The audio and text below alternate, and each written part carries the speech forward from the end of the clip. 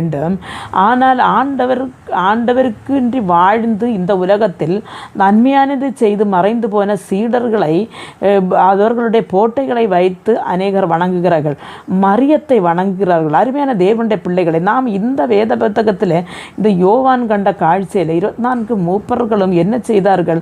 அவர்கள் அங்கே மரியையோ அல்லன்னா சீடர்களை வணங்கினதாக இல்லை. அவர்களெல்லாம் அங்கே தேவனுடைய சமூகத்தில் இருக்கும் பொழுது, ஆனால் அவர் தேவனை தான் விழுந்து வணங்கி அந்த கிரீடத்தை கூட மேன்மையாக அவர்கள் கருதவில்லை. அப்படி இருக்கும் பொழுது அருமையான தேவனுடைய பிள்ளைகளே, நாம் இந்த உலகத்தில் வாழ்ந்து கொண்டிருக்கும் பொழுது கர்த்தருடைய சிருஷ்டிப்பாக இருந்த ஒரு மனிதனையோ அல்லன பொருளையோ நாம் வணங்கும் பொழுது எப்படி தேவனுடைய சன்னிதானத்தில் போக முடியும்? நாம் இந்த நாம் அறிவில்லாமல் இருக்காமல் நாம் பைபிளை வேதகமத்தை நன்றாக வாசித்து தேவனை தொழுது கொள்ளுகிறவர்களாக இருக்க வேண்டும். அல்லது கர்த்தர் சிருஷ்டித்த சிருஷ்டிகளை அல்ல